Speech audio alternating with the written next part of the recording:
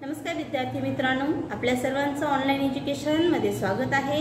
आपल्या विद्यालयाने सरस्वती विद्यालयाने आपल्या सर्वांसाठी ऑनलाईन एज्युकेशन चालू केलेले आहे। कोविड-19 या रोगाच्या प्रादुर्भावामुळे आपण आपल्या शिक्षणापासून वंचित आहात आणि आपण सर्वांनी पुन्हा या प्रवाहामध्ये यावं, आपला अभ्यास चालू ठेवावा यासाठी आपल्या शाळेने खूप असा छानसा उपक्रम राबवलेला आहे ऑनलाईन एज्युकेशन। आणि त्याच्यामधला आज आपला 9वी मधला म्हणजे 9th क्लासमधला पहिला आज पिरियड होत आहे। तो आहे आपला 9th क्लासमधील पार्ट सेकंड मधील फर्स्ट चॅप्टर आहे। आपला फर्स्ट चॅप्टर आहे basic concept in geometry. Basic concept in geometry. आता हे बेसिक कन्सेप्ट आपण याच्या अगोदरच्याही क्लासमध्ये अभ्यासलेला आहात।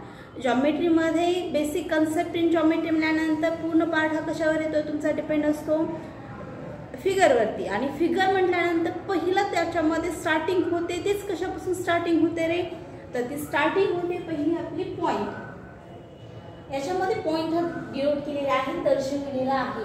पॉइंट म्हणजे पेन्सिलच्या टोकाने जो आपण पॉइंट दर्शवितो तो single point is a point. Okay, आणि या पॉइंट पासूनच पुढच्या आपल्याला ज्योमेट्रिकल फिगर्स आपल्याला काढता येतात किंवा बनतात। आता याच्यामध्ये ज्योमेट्रिक कन्सेप्ट मध्ये फर्स्ट मी तुम्हाला काय दाखवलेला आहे पॉइंट, सेकंड पहा याच्यामध्ये दुसरी आहे ती सेगमेंट, आणि याच्यामध्ये तिसरा आहे तो रे, नंतर पहा लाईन आणि प्लेन। याच्यामध्ये तुम्हाला डिफरन्स काय दिसतो ते पहा।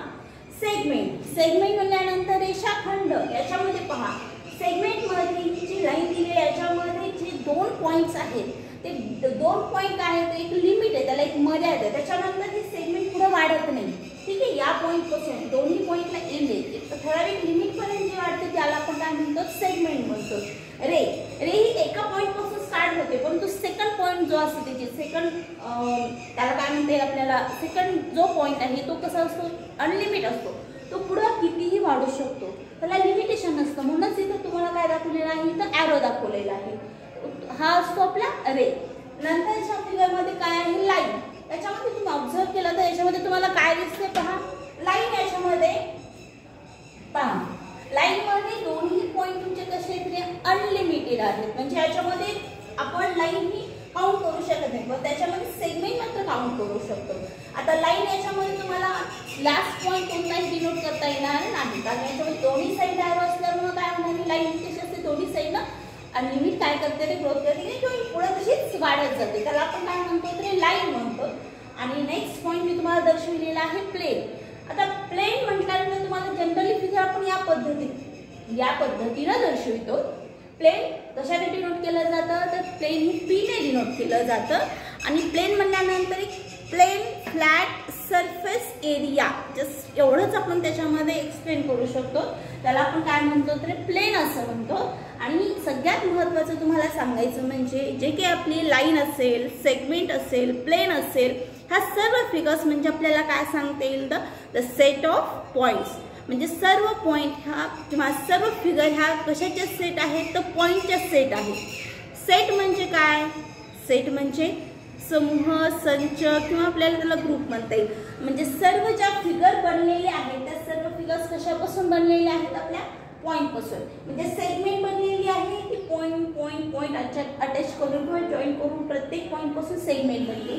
ॲज इट इज रे, म्हणजे सांगत असताना तुम्हाला मी त्याच पद्धतीने सांगितलेलं आहे की आपली लाईन असू द्या किंवा आपलं प्लेन असू द्या, हे सगळे कशापासून बनलेले आहेत, आपल्याला सेट ऑफ पॉइंट पासून बनलेले आहेत। आपण याच्या अगोदरच्याही तासिकेमध्ये म्हणजे याच्या अगोदरच्या तासिकेपेक्षा म्हणण्यापेक्षा आपण कशामध्ये पाहिलेलं आहे, एक क्लासमध्ये हे आपण सर्व अभ्यासलेलं आहे, आपल्याला माहित आहे, फक्त आपण आज काय करत आहोत तर याचं रिव्हिजन घेत आहोत। ठीक आहे, आता ज्योमेट्रिक कन्सेप्ट मध्ये तुम्हाला बेसिक माहित असावं म्हणून बऱ्याच विद्यार्थ्यांना मी त्याविषयीचे फिगर्स, डेफिनेशन आणि एक्सप्लेनेशन तुम्हाला ग्रुपवरती सेंड केलेला आहे मी। आता त्याच्यानंतरचा नेक्स्ट पॉइंट आज आपल्याला जो आपल्याला पिरियडमध्ये पाहायचा आहे तो आहे आपल्या चॅप्टरमधला सेकंड पॉइंट आहे आपला coordinates of points and distance. Coordinate म्हणजे काय, आपल्या सर्वांना हे माहित आहे की नंबर लाईन म्हणजे काय, नंबर लाईन डिनोट केल्यानंतर आपल्याला त्याच्यावरून काय फाइंड आउट करता येईल रे? कोऑर्डिनेट म्हणजे काय, त्यामधील डिस्टन्स म्हणजे काय. तर तो पॉइंट पाहण्यासाठी अगोदर काय करूयात आपण, त्याच्यामधला मेन पॉइंट घेऊयात. Coordinate of points. कोऑर्डिनेट्स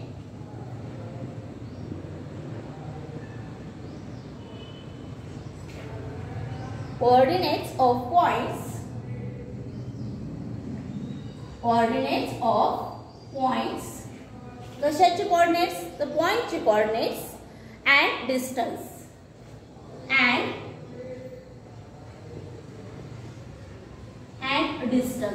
ठीक आहे. कोऑर्डिनेट्स, पॉइंट अँड डिस्टन्स हे अगोदर आपण काय करूयात समजून घेऊयात.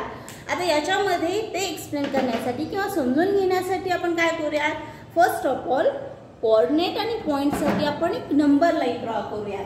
नंबर लाईन हे तुम्ही सर्वांनी अभ्यासलेली आहे मी, नंबर लाईन. आणि नंबर लाईन वरती नंबर्स कसे असतात रे? नंबर्स हे कसे असतात? इंटिजर्स असतात. ठीक आहे. आता नंबर लाईन वरचे नंबर्स डिनोट करत असताना फर्स्ट जो तुमचा मिडल सेंटरचा जो असतो पॉइंट तो असतो आपला 0. 0 पासूनचे जे आपले राईट हँड साइडचे पॉइंट्स असतात आणि याच्या नंबर लाईन वरती प्रत्येक जे 2 पॉइंट असतील ते प्रत्येक 2 पॉइंट मधला डिस्टन्स हे कसं असतं? ठराविक असतं, फिक्स असतं. +1 +2 3 4 5 6 आणि लेफ्ट साइडला -1 -2 -3 -4 -5 -6 and -7. फर्स्ट ड्रॉ आपण काय करून घेतली? नंबर लाईन काढून घेतली. नंबर लाईन वरचे जे तुम्हाला पॉइंट जनरल मी दाखवलेले आहेत ते जनरल पॉइंट मी तुम्हाला कसे दाखवलेले आहेत? हां, बरोबर आहे. आता याच्यामध्ये सगळ्यात महत्त्वाचं की हे जे काय म्हणता येईल आपल्याला नंबर्स आपण दाखवलेले आहेत ते नंबर्स आपण कशाने डिनोट करतो? ते नंबर्स डिनोट करत असताना आपण कॅपिटल अल्फाबेट्स यूज करतो. ठीक आहे. मग हे कॅपिटल अल्फाबेट्स आपले B C डिनोट करण्यासाठी जनरली घेतलेले आहेत E F. हे काही पॉइंट्स मी फक्त कन्सिडर केलेले आहेत. ते पॉइंट्स कन्सिडर करण्यासाठी किंवा डिनोट करण्यासाठी मी कॅपिटल अल्फाबेट्सचा यूज केलेला आहे. तर याच्यामध्ये सगळ्यात महत्त्वाचं याच्यामध्ये कोऑर्डिनेट आणि पॉइंट्स याच्यामध्ये डिफरन्स अगोदर आपण समजून घेऊयात. नंबर लाईन वरती हे जे पॉइंट आहे, समजा हा पॉइंट आहे, हा पॉइंट आहे, तो कसा आहे? हा पॉइंट आहे -2, हा आहे -4, हा आहे +2 आणि हे पॉइंट सर्व दाखवण्यासाठी आपण कॅपिटल अल्फाबेट्स यूज केलेले आहेत. मग याच्यामध्ये कोऑर्डिनेट आणि पॉइंट म्हणजे काय? कोऑर्डिनेट म्हणजे निर्देशांक आणि पॉइंट म्हणजे जे आपण कॅपिटल अल्फाबेट्सने दर्शवले आहेत ते तुमचे काय असतील? ते पॉइंट्स असतील. तर कोऑर्डिनेट म्हणजे निर्देशांक.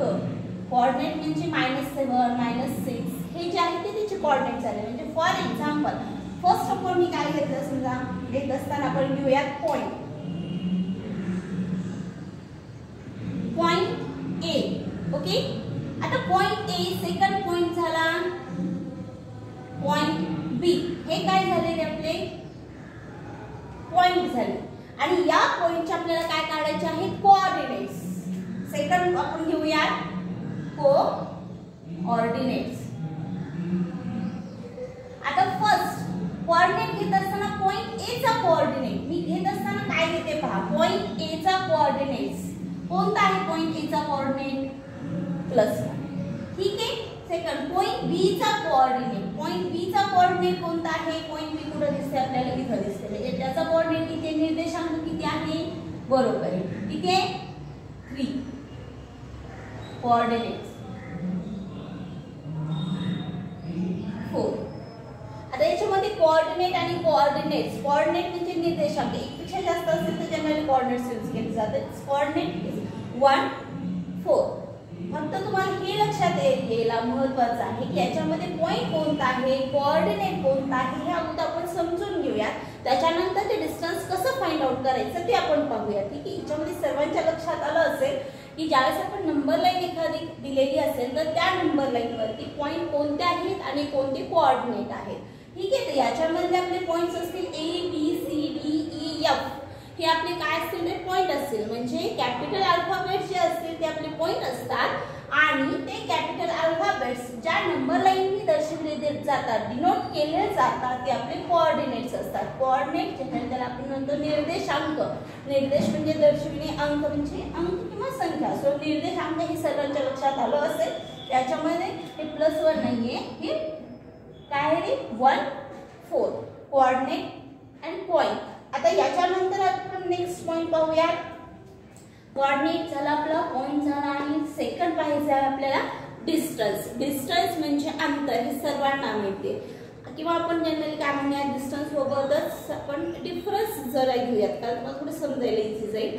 कोणत्याही दोन गोष्टींमधला डिफरन्स किंवा डिस्टन्स काढण्यासाठी आपण जनरली काय करतो ते त्याचं सबस्ट्रॅक्शन करतो. फरक काढत असताना आपण वजाबाकीच काढतो ना. आता दोन विद्यार्थ्यांच्या वयामधील अंतर काढायचे तर आपण याच्यामध्ये काय करतो की मोठ्या जो विद्यार्थी असेल ज्याचं वय जास्त आहे त्याच्या वयामधून जो कमी वयाचा विद्यार्थी आहे त्याच्या वयाचं काय करतो ते वय वजा करतो. राहिलेला जो फरक असेल तर तो दोन्हीमधला डिफरन्स असेल. तसंच एखाद्या गोष्टीमधला डिस्टन्स काढायचं असेल, दोन सिटीमधला डिस्टन्स काढायचं असेल त्याच्यामध्ये लार्जर युनिट किंवा larger number minus smaller number हा जनरल फॉर्म्युला आहे. तोच फॉर्म्युला इथं सुद्धा आपल्याला काय होतो अप्लाय होतो. म्हणजे ज्यावेळेस आपल्याला काय काढायचं असेल, दोन पॉईंट मधला डिस्टन्स काढायचं असेल तर त्यासाठी आपल्याला फॉर्म्युला कोणता यूज करावा लागेल तर तेही पहा. नेक्स्ट पॉइंट आहे आपला डिस्टन्स. ठीक आहे, डिफरन्स काढायचा आणि डिफरन्स काढण्यासाठी डिस्टन्स काढण्यासाठी आपल्याला पॉइंट्स दिले जातील. समजा पॉइंट ए आणि बी दिलाय. पॉइंट ए आणि बी मधला आपल्याला डिफरन्स काढायचा आहे किंवा डिस्टन्स काढायचा आहे. म्हणजे त्यासाठी आपल्याला काय माहित असणं आवश्यक आहे, कोऑर्डिनेट माहित असणं आवश्यक आहे. म्हणजे इथं आपल्याला काय म्हणता येईल की larger coordinate minus smaller coordinate. Right, larger coordinate minus smaller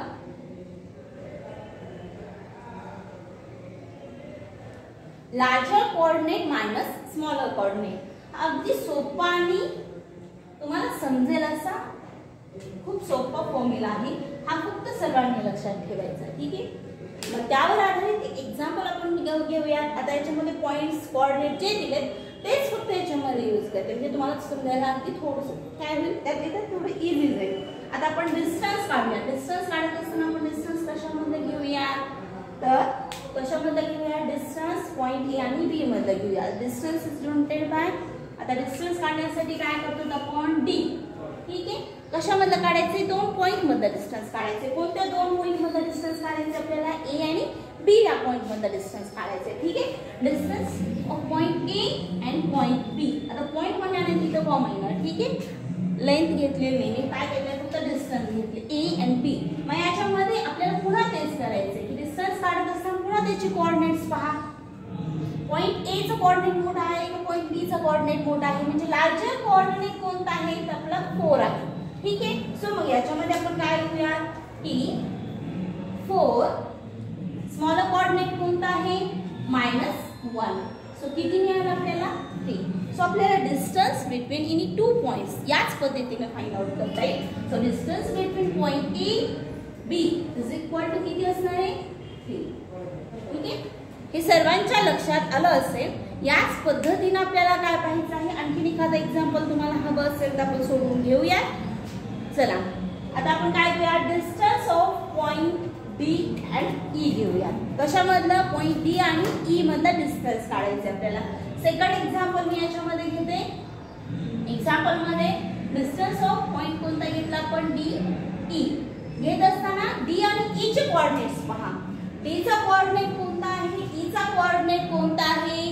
ठीक आहे, आता याच्यामध्ये नीट पहा. ऑब्झर्वेशन करत असताना एक गोष्ट तुमच्या ऑटोमॅटिक लक्षात येईल की 0 पासूनचे लेफ्ट साइडचे जे आपले कोऑर्डिनेट्स असतात ते काय होतं ते व्हॅल्यू याची काय होते कमी होत जाते. म्हणजे -7 ही व्हॅल्यू -6 पेक्षा कशी असते कमी असते, लहान असते. ठीक आहे, आणि हीच काय असतं राईट साइडला ज्यावेळेस आपण व्हॅल्यू काय होतात ते वाढत जातात, लेफ्ट साइडला व्हॅल्यू कमी होत जातात. म्हणजे मायनस मध्ये ज्यावेळेस आपण जेवढी मोठी संख्या पण असेल ती व्हॅल्यू कशी असते कमी असते. सो याच्यामध्ये डी आणि ई आता पहा D चा कोऑर्डिनेट किती आहे -4, E चा कोऑर्डिनेट किती आहे -6. दॅट मीन्स -4 आणि -6 मायनस व्हॅल्यू आहे, म्हणजे -4 ही व्हॅल्यू -6 पेक्षा कशी असणार आहे, मोठी असणार आहे. म्हणजे याच्यामध्ये लार्जर कोऑर्डिनेट कोणता असणार आहे, larger coordinate is -4 and smaller coordinate is -6. So -6 -4 +6 that means आपल्याला किती मिळालं आहे 2. So distance of point D and E, D आणि E मध्ये आपल्याला डिस्टन्स मिळालेला आहे. Distance between point D E is 2. इथपर्यंत सर्वांच्या लक्षात आलं असेल. ठीक आहे, चला आता नेक्स्ट पॉइंट आता आपल्याला पाहायचा आहे, तो आहे पॉइंट बिटवीननेस. बिटवीननेस हा पॉइंट याच्या अगोदर नंबर लाईन वरती तुम्हाला इन शॉर्ट मध्ये झालेलाच असेल, परंतु जनरली आपण हा शब्द यूज करतोच. बिटवीन, बिटवीन मीन्स च्या दरम्यान बिटवीननेस पाहायचा आहे. आणि हे सुद्धा आपल्याला कशामध्ये पाहायचं आहे, आता डिस्टन्स डिफरन्स जसं आपण कसं पाहिलं आहे नंबर लाईन वरती आपण पाहिलेला आहे, तसंच याच्यामध्ये सुद्धा आपल्याला बिटवीननेस हा जो पॉइंट आहे तो कशामध्ये पाहायचा आहे, नंबर लाईन वरती किंवा एखाद्या सेगमेंट. आता कसं बिटवीननेस कसा फाइंड आउट करायचं ते आपण पाहूया.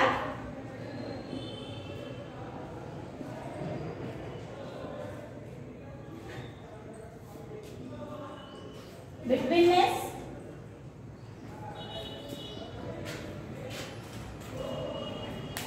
इफ पॉइंट्स, आपण याच्यामध्ये 3 पॉइंट्स कन्सिडर करूया, any 3 points. If point P Q R are the 3 collinear points. 3 collinear points, collinear म्हणजे आपल्याला काय म्हणता येईल की हे तिन्ही पॉइंट्स कसे आहेत तर एका रेषेमध्ये आहे. इफ काय कन्सिडर केलं याच्यामध्ये, if P Q and R are